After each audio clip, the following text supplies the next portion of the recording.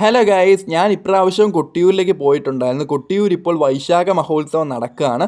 അപ്പോൾ കൊട്ടിയൂരിൽ എത്തിയ ഉടനെ തന്നെ ബാവലിപ്പുഴയിൽ കുളിച്ച് നേരെ അക്കരെ കൊട്ടിയൂർ സന്നിധാനത്തേക്ക് ദർശനത്തിനായിട്ട് പോവുകയാണ്. അപ്പോൾ ദർശനത്തിന് പോകാൻ വേണ്ടിയിട്ട് ഞാൻ ഈ തിരുവഞ്ചിറ വഴിയുള്ള ദർശനമാണ് ഞാൻ എടുത്തത്. കാരണം ക്യൂവിൽ നിന്നാൽ ശരിയാവില്ല. ക്യൂവിൽ നിൽക്കുന്നത് മണിത്തറയിലേക്ക് കയറിയുള്ള ദർശനത്തിന് വേണ്ടിയിട്ടാണ്. പക്ഷേ അവിടെ നല്ല തിരക്കും ഉന്തും തള്ളും ഒക്കെയാണ്. അപ്പോൾ തിരുവഞ്ചിറ വഴിയാകുമ്പോൾ പുറത്തുനിന്നാലും നമുക്ക് ഭഗവാനെ കാണാൻ സാധിക്കുമല്ലോ. പക്ഷേ ഉച്ചശീവേലി സമയത്താണ് ഞാൻ എത്തിയത്. അതുകൊണ്ട് തന്നെ ഭഗവാന്റെ ആ ഉച്ചശീവേലി കണ്ടു തൊഴാനുള്ള ഭാഗ്യവും കിട്ടിയിട്ടുണ്ടായിരുന്നു.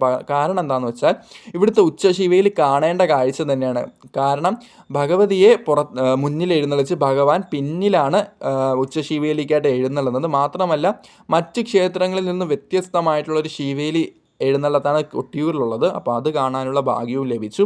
ഇവിടുത്തെ ഐതിഹ്യം എന്താണെന്ന് വെച്ചാൽ ദക്ഷയാഗം നടന്ന ഭൂമിയാണ് കൊട്ടിയൂർ എന്നാണ് ഐതിഹ്യം.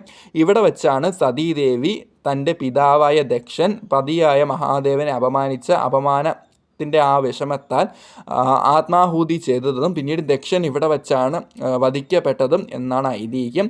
അതുമാത്രമല്ല ദക്ഷനെ വധിക്കാൻ ഉപയോഗിച്ച മുതിരേരി വാൾ കൊട്ടിയൂരിലേക്ക് എഴുന്നള്ളിക്കുമ്പോഴാണ് ഇവിടെ കൊട്ടിയൂരിലേക്ക് ഉത്സവം ആരംഭിക്കുന്നത്.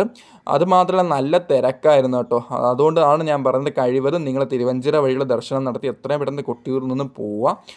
ഞാനിവിടെ കുറച്ച് നേരവും ഭഗവാനെ കണ്ട് ചുറ്റി തൊഴുത് നിന്നിട്ട് ഞങ്ങളും പെട്ടെന്ന് ഇറങ്ങി. അപ്പോൾ വീഡിയോ കാണുന്നവർ വീഡിയോ ലൈക്ക് ചെയ്യാനും ചാനൽ സബ്സ്ക്രൈബ് ചെയ്ത് സപ്പോർട്ട് ചെയ്യാനും ഇൻസ്റ്റാ പേജ് ഫോളോ ചെയ്യാനും മറക്കരുത്. അപ്പോൾ കാണാം.